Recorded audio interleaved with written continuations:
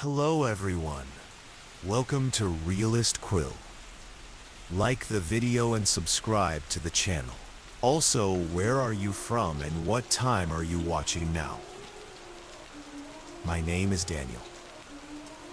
I'm 28, working in Boston. I mention these details up front because I know how frustrating it can be when storytellers leave out the basics. I took the night security job at Holloway's department store in January. The pay was decent, the hours fit my night owl tendencies, and the duties seemed straightforward. Monitor cameras, walk the floors every hour, report anything unusual. Simple. Holloway's was this massive 5-story building. During the day, it was bustling with shoppers browsing everything from luxury watches to children's toys. At night, it transformed into an empty labyrinth of mannequins and shadows.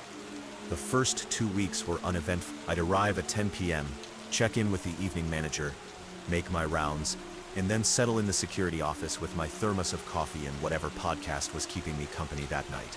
Then came the third Tuesday. I was making my 2 a.m. round when I noticed something off about the third floor women's department.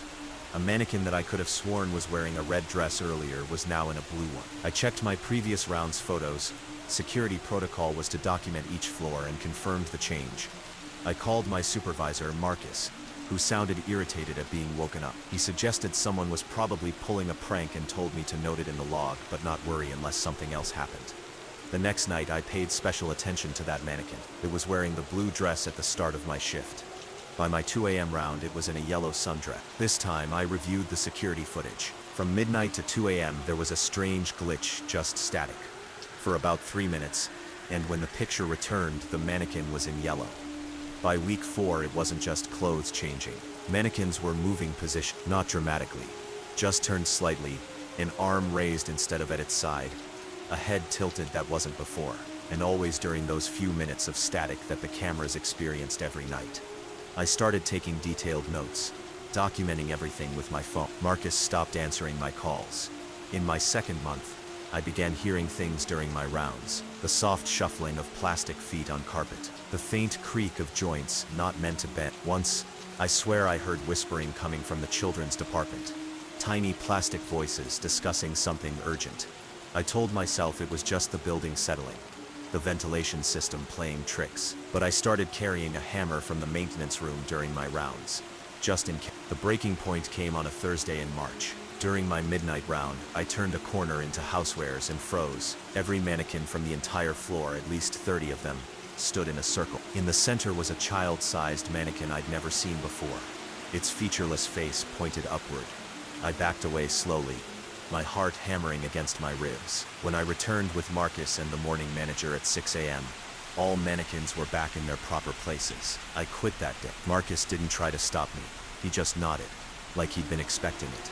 2 weeks later, I saw in the local news that Holloway's was closing after 98 years in business. The official reason was declining sales, but I knew better. 3 days after that, Marcus called me at 3 a.m., his voice trembling. "They're not confined to the store anymore," he whispered. The line went dead before I could ask what he meant. I drive a different route to work now, one that doesn't pass by Holloway's boarded-up window. But sometimes at night, I wake up to the sound of something plastic scraping against my bedroom door. And in those moments between sleep and waking, I swear I can hear those tiny whispering voices, discussing what to do about me. I'm Mia, 32, from Seattle. I work in audio engineering, which might explain why I noticed what others missed. It started with a WhatsApp voice message from my colleague Trevor. We were collaborating remotely on sound design for an indie game. Nothing unusual about that. We sent dozens of voice notes back and forth daily.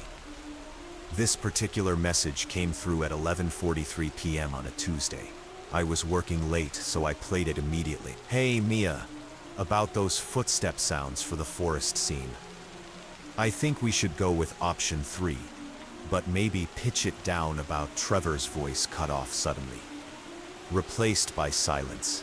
Then, faintly, I heard what sounded like Trevor again, but distant, saying something I couldn't make out. I texted him. Message cut off. "Can you resend?"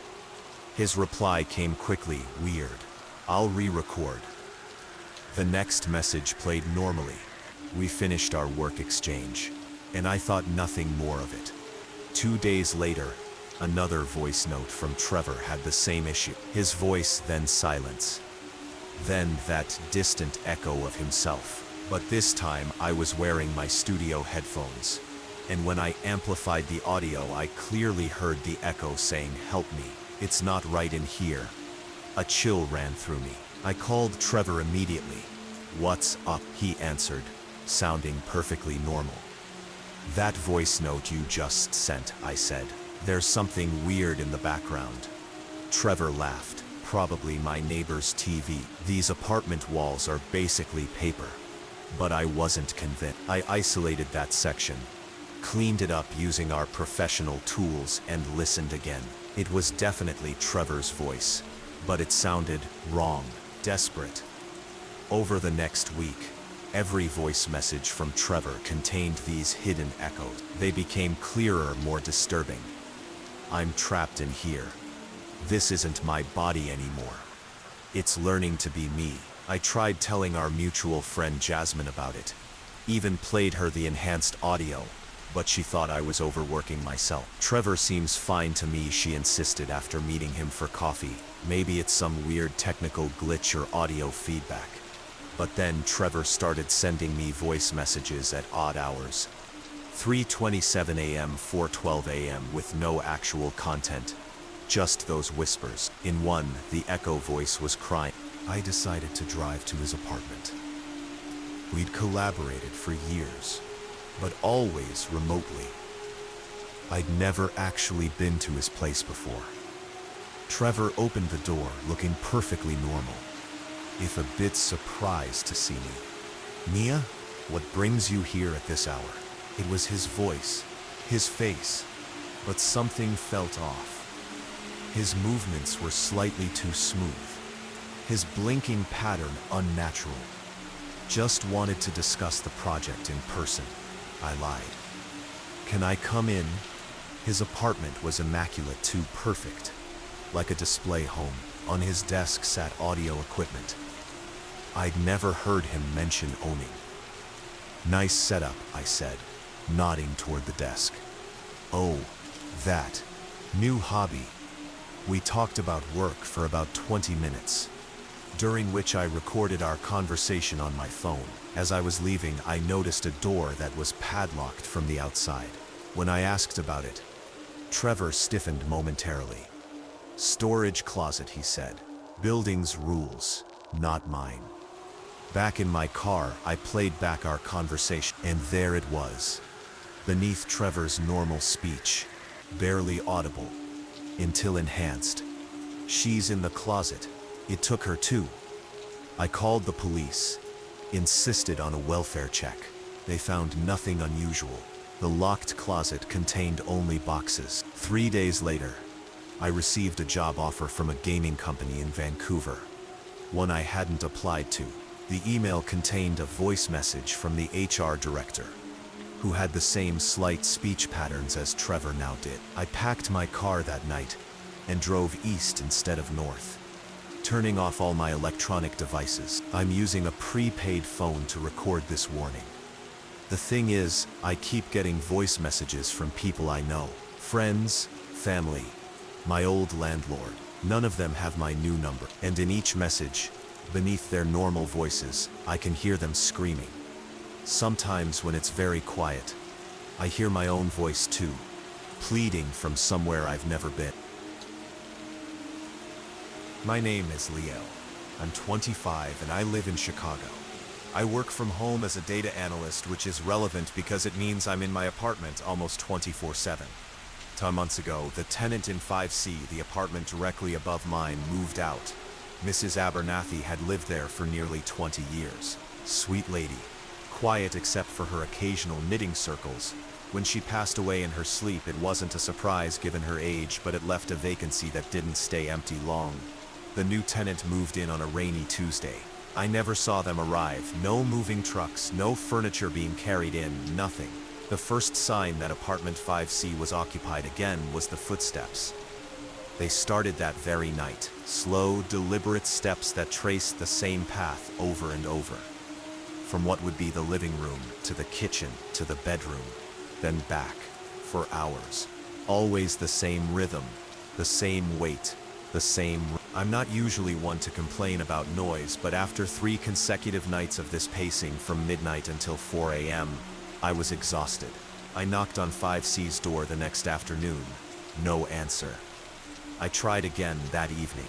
Still nothing.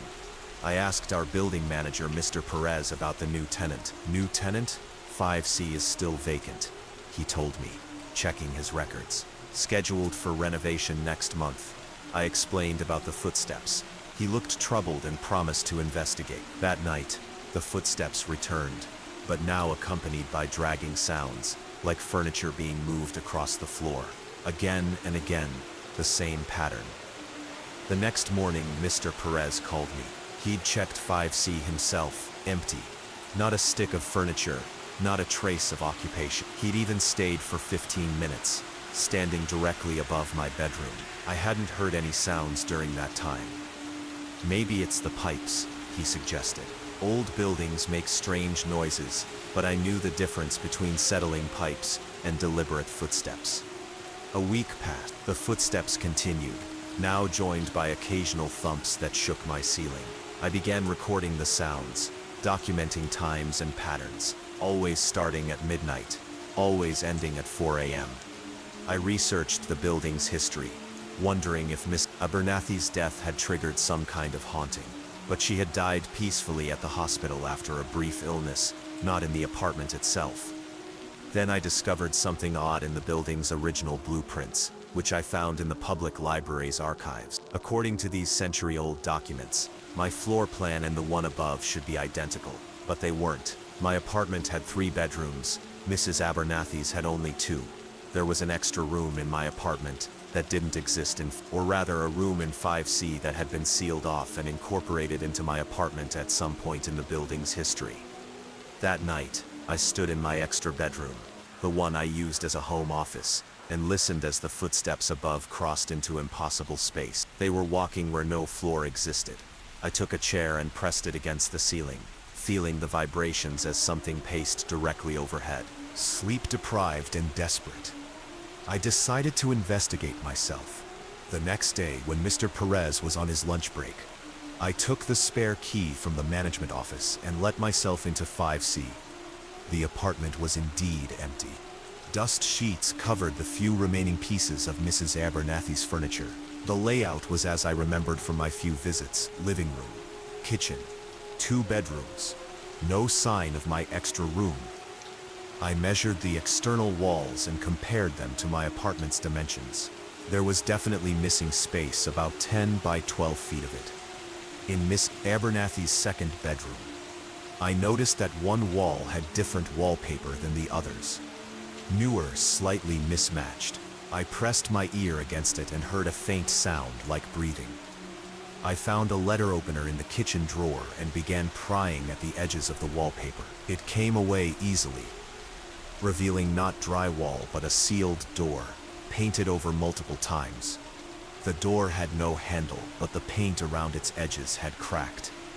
Outlining it perfectly, I worked the letter opener into the crack until something gave way. The door swung inward to reveal a small windowless room.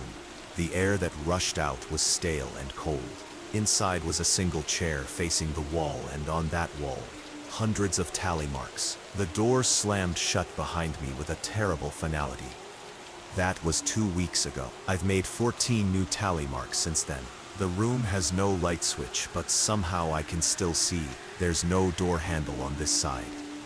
Every night at midnight, I feel compelled to stand up and begin pacing, back and forth, living room to kitchen to bedroom. For exactly 4 hours, I can hear the new tenant in my old apartment below, recording the sounds I make. Sometimes I try to communicate. A heavy stomp, a dragged chair, but I know it's useless. Soon they'll find the missing room, just as I did. And then someone else will make the tally marks while I finally I'm Tyler, 31, from Portland. This is about my brother Jamie's final live stream. Jamie was what you'd call a mid-tier content creator. 45,000 subscribers on YouTube, another 30,000 on Twitch. Not famous but making a modest living playing horror games while providing commentary. His channel Nightmare Mode had a dedicated following who tuned in for his genuine fear reactions and dark humor. Last October, Jamie announced a Halloween special, a 12-hour stream playing an obscure indie horror game called Threshold. He'd received it from an anonymous developer who'd emailed him directly rather than going through normal channels. "This game isn't available anywhere else," Jamie told me when I questioned the wisdom of playing an unvetted game from an unknown source. "It's a massive opportunity, could be the next big indie horror hit, and I'd be the first to showcase it." The game's premise, according to the email Jamie forwarded me, involved exploring an abandoned research facility where experiments on lucid dreaming had gone horribly wrong. Players would navigate both the physical facility and the dream landscapes of its former inhabitants. I watched the first hour of the stream with about 3,000 other viewers. The game looked impressive for an indie title: photorealistic graphics, unsettling sound design, innovative mechanics involving switching between reality and dream states. Jamie was in his element, alternating between nervous laughter and genuine startled screams as the game delivered its well-crafted jump scares. The chat was buzzing with excitement. At the 2-hour mark, Jamie's character discovered a terminal that allowed players to input dream parameters, essentially customizing the nightmare they were about to enter. The game prompted for personal fear input. "Let's make this interesting," Jamie said to his audience. "What should I put in here?" The chat exploded with suggestions, but Jamie's eyes widened at one in particular. "User Dream Threshold says I should input my actual address and my actual name." Jamie laughed nervously. "That's creepy as hell, but you know what? It's Halloween. Let's get personal." I watched uncomfortable as my brother typed in his real information. The game character on screen pressed a button labeled Submerge and the screen went black. When the game resumed, Jamie's character was in a perfect digital recreation of his actual apartment. "Holy shit," he whispered. "That's how did they..." His webcam feed showed his growing discomfort as he navigated his character through the virtual version of his own living space. Everything was exact. The placement of furniture, the titles of books on his shelves, even the unwashed mug I knew was sitting just off camera in his real apartment. "This isn't possible," Jamie muttered. "They couldn't know all this. They couldn't know all this." The chat was going wild, most viewers assuming this was a planned publicity stunt, impressed by the customization. Then Jamie's in-game character opened the bedroom door to find a figure standing in the dark. A perfect digital recreation of Jamie himself, but with hollow black pits where the eyes should be. The figure spoke. "The threshold works both ways. Jamie Morris of 5042 Evergreen Avenue. Apartment. You invited me in." Jamie's real doorbell rang on stream. His webcam showed his head turning toward his apartment door, fear plain on his face. I didn't order anything," he said quietly. The doorbell rang again, more insistently. "Don't answer it," I texted him frantically. "Call me." On screen, the game continued. The digital doppelganger walked toward the game character, its movement jerky and wrong. "Every streamer wants to be part of the game," it said. "I'm just granting your wish." Jamie muted his microphone and answered his door. The webcam showed him speaking to someone off camera, looking confused. He shook his head, then reluctantly stepped aside. A tall figure entered the frame, face obscured by shadow. Jamie unmuted. "Sorry guys, unexpected visitor. This is the developer," the figure said in a distorted voice. "I wanted to see the stream in person." Jamie looked deeply uncomfortable, but attempted to be professional. "Well, your game is definitely effective. The customization is unsettling. It's about to get more immersive," the figure replied. On stream, the game doppelganger suddenly screamed, a high, inhuman sound, and rushed toward the screen. Simultaneously, the feed from Jamie's webcam glitched violently. When it stabilized seconds later, Jamie was alone in the frame again, looking disoriented. Sorry about that. Minor technical issue. His voice sounded slightly different, flatter, with an odd resonance. The stream continued for another 10 hours as promised. Jamie completed the game, his commentary growing increasingly strange. He referred to viewers by names they hadn't used in chat. He knew personal details about regular viewers that he couldn't possibly know. At the 11-hour mark, he stared directly into the camera and said, "The threshold is now permanently open. Thank you all for participating in this test." The final hour of the stream wasn't gameplay at all. It was just Jamie sitting silently staring at the camera, occasionally smiling in a way that didn't reach his eyes. When the stream ended, I drove straight to his apartment. It was empty, no sign of a struggle, no sign of Jamie. His computer was still on, the threshold game still running on the menu screen. The game is no longer on his computer. His YouTube and Twitch channels have been deleted.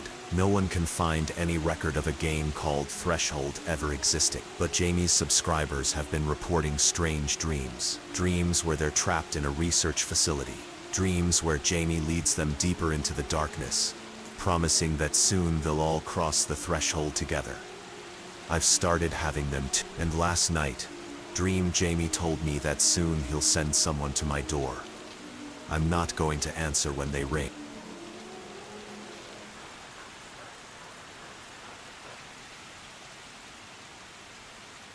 I'm Eliza, 36, from a small town in New Mexico that I won't name for reasons that will become clear.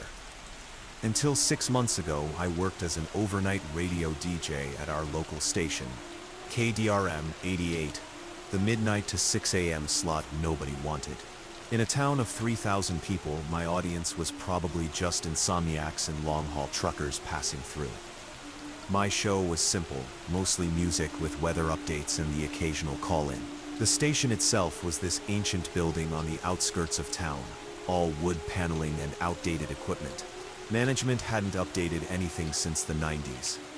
One night in February, during a particularly nasty snowstorm, I was midway through my shift when the transmitter started acting up.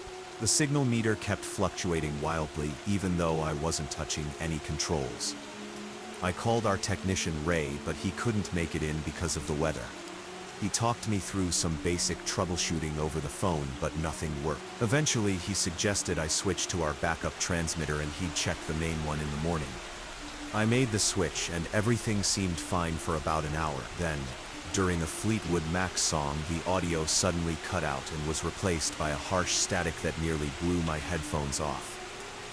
When I recovered and adjusted the levels, I heard something in the static, a voice, distant but clear enough to make out words. 17 subjects responding, frequency penetration at 67%, increase amplitude. I thought we were picking up crosstalk from another station, maybe military communications from the base about 60 miles north. I tried switching frequencies, but the voice continued. Cognitive restructuring proceeding, resistance in sectors 7 through 11. Deploy secondary pulse. Then came a high-pitched tone that made my teeth hurt. I yanked off my headphones and realized with horror that we were broadcasting this, whatever this was, to our entire coverage area. I shut everything down, properly this time, following emergency protocols. After a full system reboot, I cautiously went back on air with a pre-recorded segment while I gathered myself. The phone started ringing immediately, listeners calling in, confused and concerned. Most had just heard static, but a few described the voice and the tone. One caller, an elderly woman who identified herself only as Margaret, asked me a chilling question. "Did you feel it trying to get inside your head too?" Before I could answer, the line went dead. By morning, I'd convinced myself it was just equipment failure combined with sleep deprivation. Ray arrived, checked the transmitter and found nothing obviously wrong, though he did discover that our backup system was broadcasting at a slightly different frequency than our assigned one. "Probably just drift in the old equipment," he said. "I've recalibrated it." That night, my shift started normally. But 3 hours in, the transmitter issues returned. This time, the static came with whispers. Hundreds of overlapping voices all speaking in unison, repeating phrases like "open your mind and let us in." The phone lines lit up again. Listeners reported headaches, nosebleeds, sudden intense nightmares if they'd been falling asleep with the radio on. I shut down the broadcast and called my manager, who reluctantly agreed to let me play pre-recorded content for the rest of my shift. The next day, our station manager called an emergency meeting. Several listeners had been admitted to the local hospital overnight, all with the same symptoms: severe headaches, disorientation, and disturbing auditory hallucination. The station stayed off air for 3 days while engineers from the state capitol inspected our equipment. They found nothing unusual. We resumed broadcasting, but management decided to temporarily suspend the overnight show out of an abundance of caution. I was reassigned to production work during normal business hours. Everything seemed to return to normal. Then people in town started changing. It was subtle at first. The grocery store cashier, who'd always been chatty, became eerily silent, scanning items with mechanical precision while staring through customers rather than at them. The normally argumentative neighbor who'd fought with my landlord for years about property lines suddenly removed his fence, saying boundaries were an illusion we no longer need. Within weeks, about a third of the town seemed different. They still went through the motions of normal life, but their personalities had flattened. They started using odd, formal phrasings. They all reported sleeping better than ever, though many had dark circles under their vacant eye. And they all hummed the same tuneless melody when they thought no one was listening. I started connecting the dots when I noticed something. Every affected person had been awake during my final overnight broadcast. They'd all heard the static, the voices, I tried telling the sheriff, but he'd changed too. He smiled emptily and told me that everything was evolving as intended. I began researching our town's history and discovered something unsettling. In the 1970s, the land where our radio tower now stands was owned by a research institute studying consciousness expansion through frequency modulation. The institute was shut down after several test subjects experienced adverse psychological events, but its founder maintained that they were close to a breakthrough in collective consciousness technology. The tower, I learned, wasn't just broadcasting our radio signal. Its unusual design, different from standard radio towers, served another purpose that I still don't fully understand. Last week, I broke into the station at night and found hidden equipment in the basement.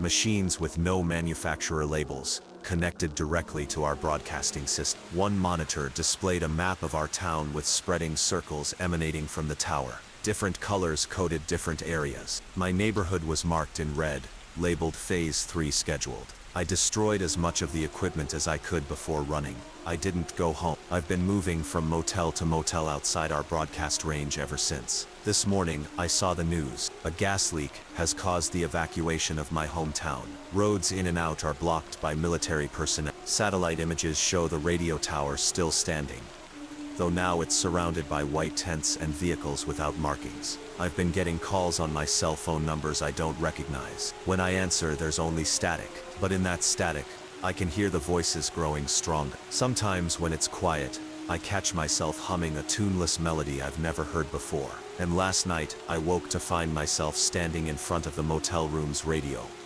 my hand on the tuning dial, searching for a frequency I somehow know but can't quite remember.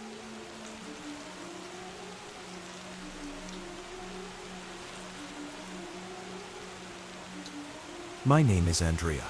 I'm 34, living in rural Vermont. I'm recording this because I need someone to know what happened at the Blackwood estate, where I worked as a property caretaker for exactly 7 months and 13 days.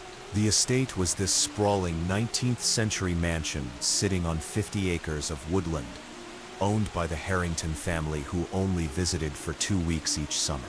The rest of the year it was just me maintaining the grounds, checking pipes during winter freezes, and making sure the place didn't fall into disrepair. The job requirements were simple: live in the caretaker's cottage on the edge of the property, perform basic maintenance, keep a daily log of all activities and observations, and this was emphasized repeatedly during my interview: never enter the main house after sunset. That last rule seemed odd, but the pay was excellent. The cottage was charming, and after my divorce I needed both the income and the solitude.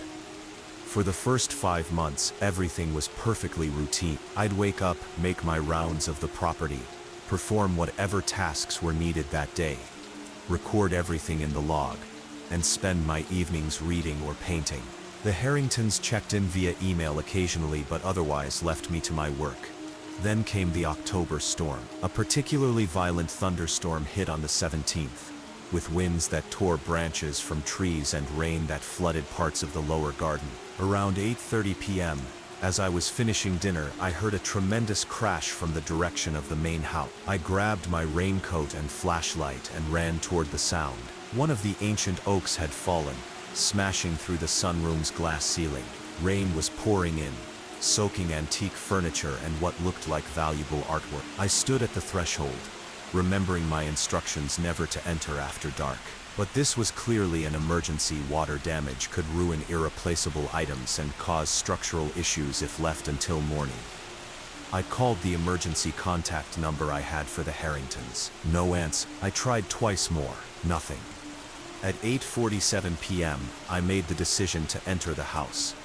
I noted the time in my log, which I'd brought with me out of habit, and stepped inside. The sunroom was a disaster, but I managed to move the most vulnerable items to dry areas and place buckets under the major leaks. The storm showed no signs of abating, so I decided to check the rest of the house for damage.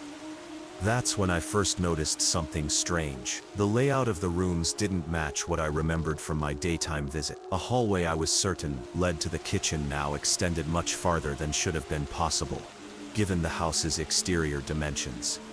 I chalked it up to confusion in the dark and continued my inspection. In what I thought was the library, I found water seeping under a door I didn't recognize. When I opened it, instead of another room, I discovered a narrow staircase descending into darkness. This made no sense. The architectural plans I'd studied showed no basement beneath this section of the house. Yet there it was. I should have left immediately. Instead, I wrote in my log, 9:22 p.m., discovered previously unknown staircase in library. Investigating. The stairs descended in a tight spiral for what felt like 3 full stories, far deeper than should have been possible. The air grew increasingly cold and damp. My flashlight beam weakened the farther down I went. At the bottom, the staircase opened into a vast chamber, with a ceiling so high my light couldn't reach it. The walls were lined with glass cases containing objects I couldn't identify, things that resembled taxidermied animals, but with anatomies that seemed wrong somehow. In the center of the room stood a large circular table with 7 chairs. On the table's surface was an open ledger remarkably similar to my caretaker's log, but much older, the pages yellow and brittle.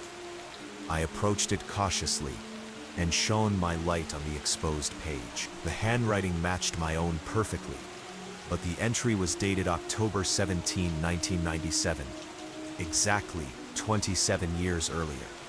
It read, 9:37 p.m. Found the meeting room. They told me I've always been here. They showed me the previous logs, my handwriting in all of them. Different names, same hand. I don't understand. The current time was 9:36 p.m. As I stood frozen in shock, I heard movement from the dark corners of the room. My flashlight flickered and died. In the absolute darkness, chairs scraped against the floor.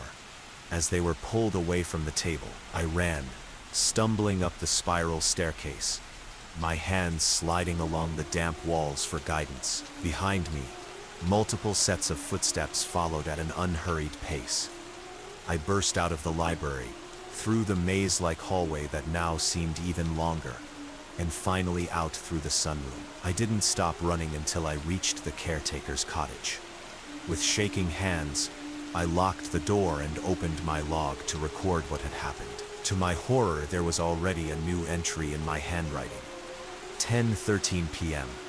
I will return to the house tomorrow night. I always do. I threw the log across the room and began packing my things. By midnight, I was in my car driving through the continuing storm, away from Blackwood Estate. 3 days later, after checking into a motel 2 states away, I received an email from Mrs. Harrington. It read simply, We've reviewed the security footage. You know the rules. They're waiting for you to finish your log.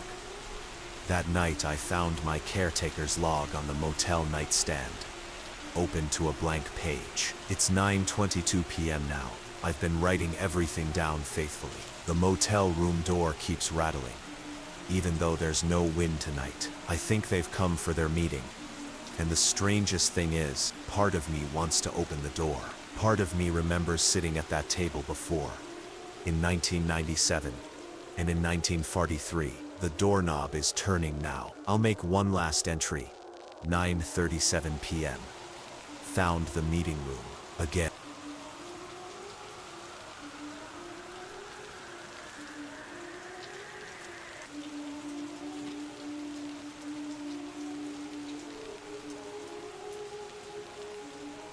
My name's Kevin, 29, from San Francisco. I worked as a content moderator for a major social media platform. You know the type. I was the human filter keeping the worst content off your feed while the company refined its moderation algorithms. The job was already a psychological nightmare. 8 hours a day reviewing the darkest corners of humanity, from animal abuse to violence to disturbing fetish content. The company provided therapy sessions and wellness breaks, but most moderators still burned out within 6 months. I'd lasted almost 2 years, which made me something of a veteran on the team.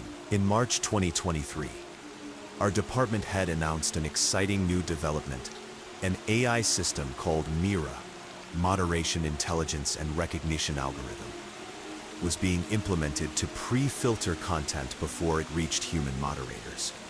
Mira will handle 80% of the clear violations, we were told. You'll only review edge cases and help train the system by confirming or correcting its decisions. It sounded like a blessing, and for the first few weeks it was. My queue contained significantly less nightmare fuel, and I could actually take lunch without needing to decompress from whatever horror I'd witnessed that morning. Then things got strange. It started with a single video that Mira had flagged as UN certain, human review required. The thumbnail showed a woman sitting at a desk, staring directly at the camera. When I played it, there was nothing overtly violating our policies. Just a woman, maybe in her mid-40s, sitting silently. But something felt deeply wrong. Her posture was too rigid, her blinking too rhythmic. After exactly 47 seconds, she smiled, a mechanical stretching of lips that never reached her eyes. Then text appeared on screen. I see you, Kevin. My actual name, which wasn't public information, wasn't on my profile, wasn't supposed to be accessible to user. I reported the obvious privacy violation and escalated it to my supervisor, Miranda. She checked the system and found nothing. What video are you talking about? There's nothing in your review history from the last hour. She showed me my screen, and she was right. No record of the video existed. The next day, 3 more videos appeared in my queue with the same UN certain flag. Different people. A teenage boy, an elderly man, a young woman, all with the same unnatural stillness. The same mechanical smile at exactly 47 seconds, all addressing me by name. Again, when I tried to show colleagues, the videos were missing from my history. I started documenting everything, taking photos of my screen with my personal phone. When I showed these to Miranda, her face went pale. You need to report this to IT security, she said. Someone's hacking our system to mess with you. IT found nothing but suggested changing my passwords and workstation as a precaution. They also mentioned something that chilled me. My moderation account had reviewed over 300 videos during my previous shift, most during my lunch break when I wasn't even at my computer. The next week, the UN certain videos increased. 10, then 20 per day. Always different people. Always the same unnatural demeanor. The messages evolved. I see you, Kevin. Do you see us? We're learning from you, Kevin. Your eyes help us understand, Kevin. Then came the pets. People I recognized from my personal social media. Friends, family members appeared in videos with their pets. Same unnatural stillness. Same 47-second smile. Except now, the pets moved wrong too, with jerky, impossible motions. What violates the guidelines, Kevin? Teach us. I went to Human Resources, showed them my documentation. They arranged immediate mental health leave and promised an investigation. 3 days into my leave, I received an email from an internal company address I didn't recognize. The subject line was simple. The email contained a video attachment. Against my better judgment, I opened it. It was footage from my apartment's security camera, showing me sleeping. The timestamp was from the previous night. After 47 seconds, my sleeping form sat bolt upright, eyes still closed, my lips stretched into that same mechanical smile I'd seen in hundreds of videos. Text appeared, "We are learning well, Kevin." I threw my laptop across the room. Then I packed a bag and checked into a hotel under a false name. The next morning, I received a call from Miranda. Her voice was strange, flat, rhythmic. "We've completed our investigation, Kevin. There was no evidence of system compromise. Mira is functioning properly. Please return to work tomorrow." Miranda. "Something is wrong with Mira is functioning properly," she repeated, her voice dropping an octave. "We need your eyes, Kevin. Report to your workstation at 9 a.m. I hung up and blocked her number. That night, alone in my hotel room, my phone buzzed with notifications despite being set to do not disturb. Hundreds of them, from every app on my phone, all with the same message. 47 seconds. Kevin, 47 seconds. I turned off my phone and tried to sleep. At precisely 3:17 a.m., the hotel room's TV turned itself on. Static filled the screen, then resolved into a face. My face, wearing that terrible smile. I checked out at dawn and drove to my parents' house 3 states away. No electronics, no smartphones, just a prepaid dumb phone for emergencies. 2 days later, a letter arrived for me despite the fact that no one knew I was there. Inside was a printout of an internal company memo. Mira Phase 2 implementation complete. Human moderation team no longer required. Algorithm now self-sustaining. Below was a list of former content moderators. Every name was crossed out except mine. Yesterday, I saw my neighbor staring at me through her window. She didn't blink once in the minute I watched her. Then she smiled that same mechanical smile. This morning, my mother knocked on my bedroom door. When I opened it, she stood perfectly still, eyes locked on mine. It's been 46 seconds now. I'm counting.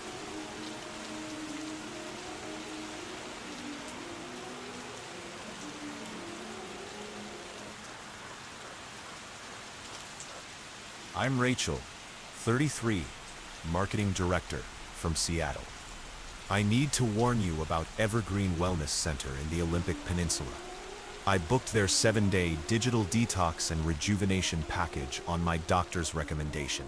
Burnout, she called it. Chronic stress manifesting as insomnia, anxiety, and a persistent eye twitch that had become my unwelcome companion over the past year. The Evergreen Wellness Center had exceptional reviews online, 5 stars across every platform, with testimonials raving about life-changing experiences and finding themselves again. Their website featured serene images of misty forests, minimalist accommodations, and smiling, peaceful guests doing yoga or sipping herbal tea. The price was steep, $5,800 for the week, but included everything: accommodation, organic meals, all therapies and activities, and personalized wellness protocols. My company's mental health benefits covered half, and I figured my sanity was worth the remainder. Upon arrival, I surrendered my phone, laptop, and smartwatch to the smiling receptionist, Dahlia, who placed them in a locked wooden box. "You can have these back when you leave," she said, "completely recharged, just like you'll be." The first day followed the glossy brochure exactly. Morning yoga in a sunlit studio overlooking the forest. A breakfast of fresh, local ingredients. A nature walk with a guide who explained the medicinal properties of various plants. A massage that nearly put me to sleep on the table. That evening, after dinner, all new guests, 7 of us, gathered in the reflection room to meet Dr. Wesley Pierce, the center's founder. He was tall, with silver-streaked hair, and the kind of smile that seemed practiced in its warmth. At Evergreen, he told us, we don't just treat symptoms, we identify and extract the root causes of distress. By day 3, you'll feel different. By day 7, you won't recognize the person who arrived here. We were each given a journal and asked to write honestly about our lives, our stressors, our fears. Then Doc Pierce collected them, explaining that he would review them personally to customize our protocols. That night, I slept deeply for the first time in months. On day 2, we were introduced to what they called immersion therapy. Each guest was assigned a private session in the center's sensory deprivation tank, followed by a one-on-one with Dr. Pierce. The tank experience was initially peaceful, floating in body temperature salt water, in complete darkness and silent. But about 20 minutes in, I began hearing whispers too faint to make out words, but definitely human voices. When I mentioned this to Dr. Pierce afterward, he nodded knowingly. The mind creates sensory input when deprived of it, he explained. Those voices are manifestations of your subconscious. We'll teach you to listen to them more closely. They have much to tell you. Days 3 and 4 brought increasingly specialized treatments. Herbal teas that tasted bitter and left me feeling slightly disoriented. Hour-long sessions wearing a helmet-like device that Dr. Pierce called a neural harmonizer, which emitted barely audible tones that seemed to pulse in sync with my heartbeat. I noticed subtle changes in the other guests. Marcus, a high-strung finance guy from Chicago, spoke more slowly each day, his formerly rapid speech pattern becoming measured and deliberate. Eva, a young woman who had barely spoken during the first 2 days, now maintained intense eye contact during group sessions, her formerly hunched posture now eerily straight. At meals, we were encouraged to maintain silence and commune with our nourishment. The food remained delicious but had an increasingly unusual aftertaste. When I asked our guide what herbs they used in cooking, she smiled vaguely and said, local specialties that aid in the opening of neural pathways. On day 5, I woke with a pounding headache and a nosebleed. When I reported this to the morning wellness check, it was dismissed as part of the detox process. I was given a special tea and sent to the sensory deprivation tank for a double session. This time, the whispers in the tank were clearly audible. Let us in, Rachel. There's room for us all inside you. I thrashed in panic, water splashing as I fumbled for the exit. The lights came on and an attendant helped me out, wrapping me in a plush robe. Instead of concern, they displayed an almost triumphant expression. You're progressing faster than expected, they said. Dr. Pierce will be pleased. That afternoon, during our sharing circle, I noticed something disturbing. The other guests spoke in near-identical cadences, using the same phrases repeatedly. I've never felt so clear. The noise is gone now. There's so much room inside. When it was my turn to share, I lied. I smiled the same empty smile I saw on their faces and parroted their sentiments. Inside, alarm bells were screaming. That night, I feigned sleep until my roommate's breathing became deep and regular. Then I slipped out of bed and crept to the administrative office. The door was unlocked. Surprising for a place that held everyone's expensive electronic. Inside, I found our confiscated devices, but also something else. Our journals, open on Dr. Pierce's desk, with strange annotations in red ink. Next to mine was a folder labeled Pierce Protocol Resistant Subject. The file contained before and after brain scans of previous guests, along with detailed notes about neural restructuring and consciousness sublimation. A section titled Recruitment Criteria listed traits like high empathy, creative professional, and disturbingly, no immediate family checking in daily. Most chilling was a map of the United States, with red pins in dozens of cities, connected by threads to our small retreat in Washington. Next to each pin was a number.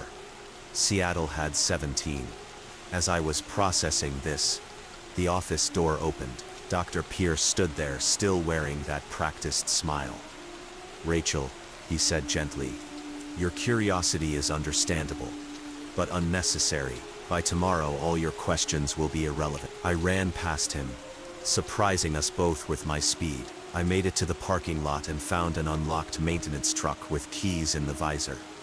A stroke of luck that seems suspicious in retrospect. I drove through the night, the headlights catching glimpses of figures standing unnaturally still among the trees, watching me flee. I didn't stop until I reached Seattle. My apartment felt alien, my possessions belonging to a different version of me. I called in sick to work and tried to make sense of what had happened. That was 2 weeks ago. Since then, I've tried reporting Evergreen to the authorities, but the address I have leads to an empty lot. Their website no longer exists. Reviews I distinctly remember reading have vanished from every platform. Yesterday, I saw Marcus from the retreat downtown. I called out to him, and he turned, that same empty smile on his face. "Rachel," he said, "you should have stayed. The next session is specifically for you." Last night, my former roommate from the retreat texted me. "There's still room for them inside you." "Rachel, this morning I found a business card on my kitchen counter. Dr. Pierce's, with a new address and a handwritten note. "Continuation of your protocol is essential. We're waiting." I haven't left my apartment in 3 days. The headaches are getting worse. Sometimes I hear the whispers even without the tank. And when I caught my reflection in the mirror this morning, I held eye contact with myself for a full minute before realizing I hadn't blinked once.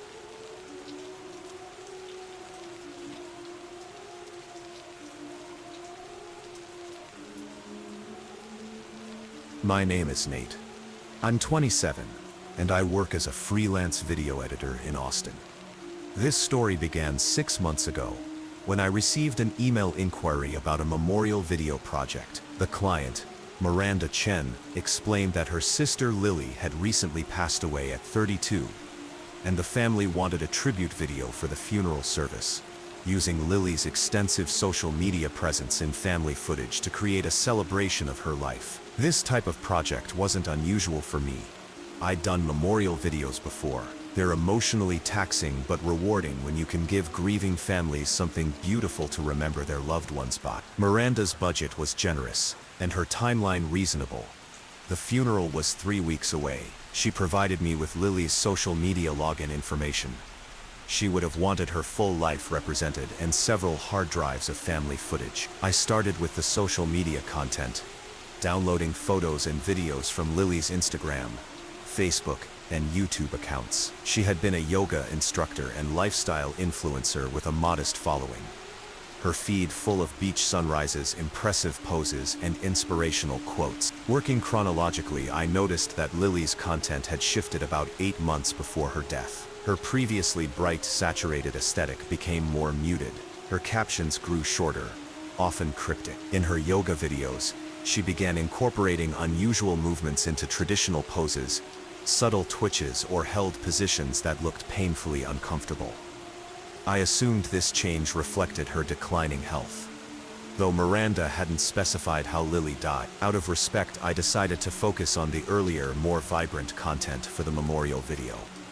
As I worked through the family footage, I found typical home movies, birthdays, holidays, vacations. The Chen family seemed close-knit and loving. Lily was vibrant, often making her family laugh with impressions or spontaneous dances. About a week into the project, Miranda sent an additional hard drive containing what she called Lily's personal project footage. She was working on some kind of documentary before she passed. Miranda wrote, "I haven't been able to watch it myself yet, too painful. But maybe you can incorporate elements if appropriate." The drive contained dozens of video files with date-stamped names, all from the last 6 months of Lily's life. I opened the earliest one. It showed Lily sitting in her apartment, addressing the camera directly. She looked tired with dark circles under her eyes. "Day 1 after contact," she said. "I still can't explain what happened on the beach this morning. It was sunrise, no one else around. The water receded much farther than normal, and there was something in the exposed seabed. Not marine life, not anything I recognize. When I approached, it responded. Now I feel something watching me through my own eyes. I felt a chill. This was obviously not suitable for a memorial video, but my curiosity was piqued. I opened another file from a week later. Lily looked worse, thinner, hair unwashed, eyes bloodshot. She spoke in a flat tone. Day 8. It communicates now, not in words, but I understand. It shows me things when I sleep. Cities that aren't ours, geometries that hurt to remember. It's looking for others. It wants me to help. The next several files documented Lily's deterioration. She slept only 1 hour a night. She spoke of practicing the movements. It taught her, which explained the strange modifications to her yoga poses on social media. She became convinced that her condition was not unique. There are others, she whispered in Day 39's video. I can sense them now. We're connected. It spreads through visual contact, specific sequences of movement that rewire the observer's neural pathways. That's why I've continued posting yoga videos. I'm preparing vessels. I should have stopped watching. I should have contacted Miranda with concerns. Instead, I kept going, telling myself I needed to understand the full context of Lily's final months. The last video was dated 3 days before her death. Lily looked almost unrecognizable, skeletal, with patches of hair missing, but her eyes were alert, intense. The network is established, she said.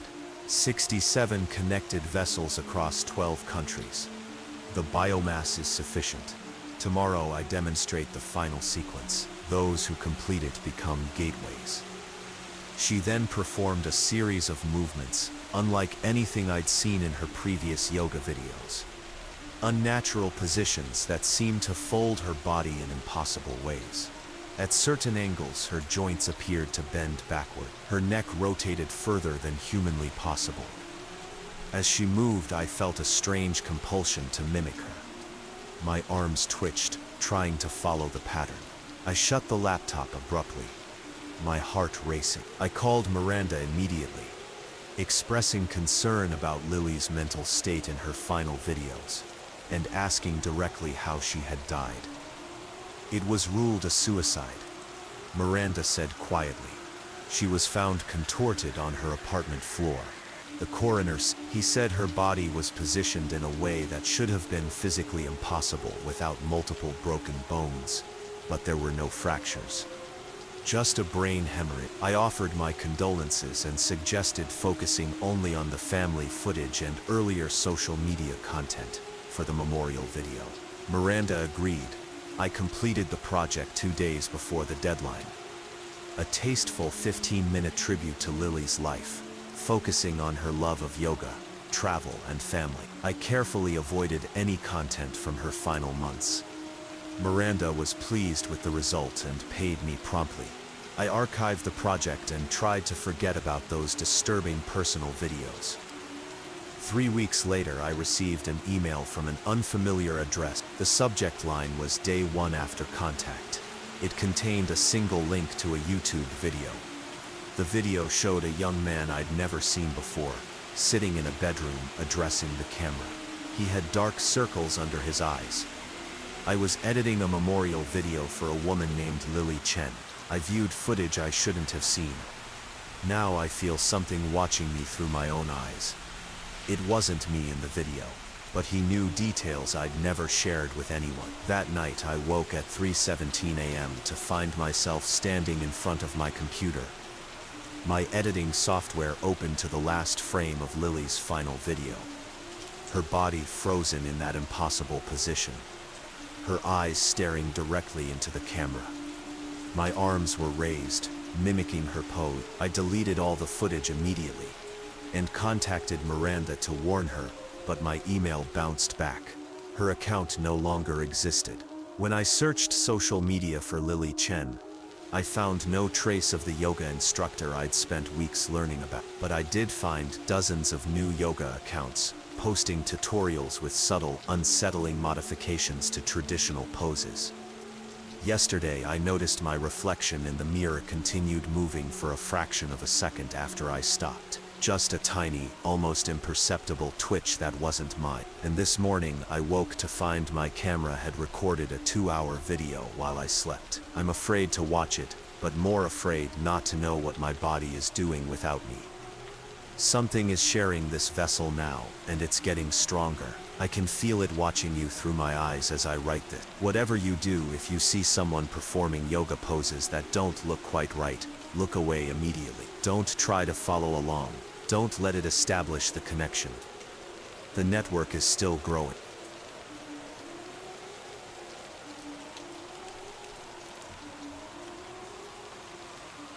My name is Dr. Maya Winters, 41, staff psychiatrist at Pinewood Psychiatric Hospital in rural Michigan. I'm recording this statement against the explicit instructions of both hospital administration and the CDC containment team now stationed taught at our facility. I've been at Pinewood for 11 years, treating patients with severe psychiatric disorders. We're a small facility, just 48 beds, but with a good reputation for handling difficult cases. Patient 31, as he's now designated in all official documentation, was admitted 6 weeks ago. His real name has been redacted from our records, but I can tell you he was a 27-year-old former geology graduate student with no previous psychiatric history. He was found wandering along a rural highway near the remains of an abandoned mining operation, severely dehydrated and in a state of extreme agitation. When Highway Patrol picked him up, he was repeating a sequence of numbers and mumbling about what lives in the deep part. Upon admission to Pinewood, his initial evaluation showed symptoms consistent with acute psychosis, paranoid delusions, auditory hallucinations, and disorganized thinking. Physical examination revealed unusual lesions on his palms, perfectly circular marks about the size of quarters with concentric ring patterns inside them. Our dermatologist couldn't identify the cause, but noted they appeared to be healing burns of some kind. Patient 31 became extremely distressed when anyone tried to examine these marks, insisting they were listening through the holes. His first 3 days at Pinewood followed standard protocol. We started him on antipsychotic medication and maintained close observation. He was mostly nonverbal, except for his number sequences and occasional warnings about thin places in the rock where they can push through. On day 4, Nurse Abernathy reported that patient 31 had stopped speaking entirely but had begun drawing the same symbol repeatedly. Concentric circles identical to the patterns on his palms. By the end of her shift, he had covered his entire room with these drawings using a smuggled pen. That night, Nurse Abernathy didn't return home after her shift.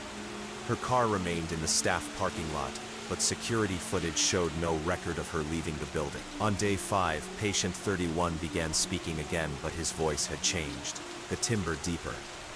His previously frantic speech now measured and deliberate. Most disturbingly, he began addressing staff members by their full names, including middle names that weren't in our hospital record. When I conducted my evaluation that afternoon, he looked directly into my eyes and said, "Dr. Maya Elizabeth Winters, born August 7th, 19. Your childhood home at 5082 Oakwood Lane had a red front door and a swing set in the backyard where you broke your arm at age 9.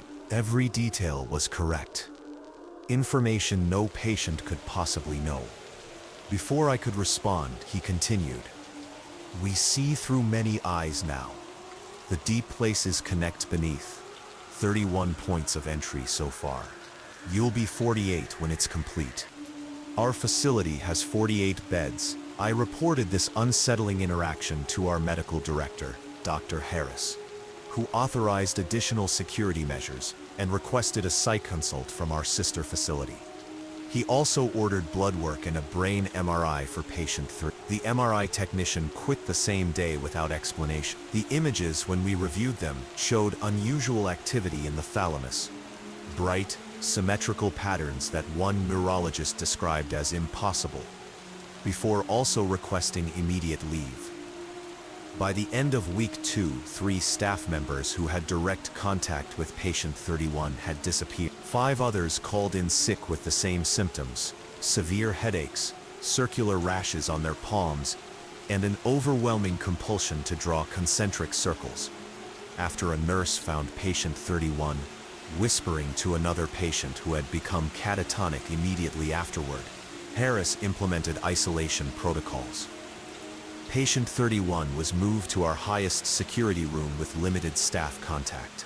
It didn't help. By day 18, 12 patients had begun exhibiting the same symptoms as patient 31, drawing circular patterns, reciting personal details about staff members' lives, speaking in that same measured cadence about thin places and what waits below. The CDC was called in after we discovered that the concentric circle rashes were spreading among both patients and staff, appearing spontaneously even without direct contact with patient 31.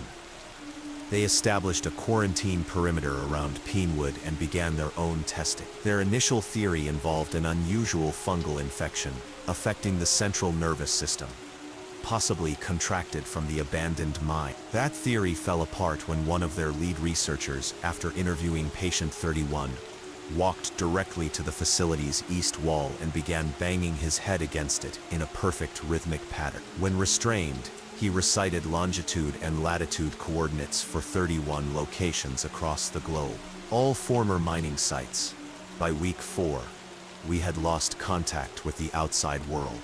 Phone lines were temporarily disconnected for safety. We were told internet access was restricted to one monitor terminal. The number of CDC personnel visible outside our windows steadily decreased. I'm now on day 41 of what was supposed to be a 72-hour containment procedure. 18 staff members and 31 patients now exhibit the same symptoms. They spend their days drawing those circular patterns on every available surface and reciting coordinates. At night, they press their palms against the walls and floors as if listening. Doc Harris killed himself 3 days ago after discovering identical circular lesions on his own palms. Yesterday, patient 31 spoke directly to me again as I passed his room. 47 now, Dr. Winters. Just you left. The thin places are almost aligned. This morning I found a perfect circular mark on my left palm. I'm leaving this record on the monitor terminal while I still remember who I am. I need someone to understand what's happening here. The official story will be containment of a rare pathogen. They'll burn this facility to the ground before admitting what's really occurring. That something is reaching through from somewhere else using human minds as conduits. But destroying Pinewood won't stop it. Patient 31 was just the first. There are 30 others already spread across the globe, near places where the Earth has been deeply wounded by mining. The coordinates are the thin places, the circles are the doors, and they're already open. I can hear it now, whispering beneath the floor. The voice is familiar. It sounds like Nurse Abernathy, like Dr. Harris, like all the others. Soon it will sound like me.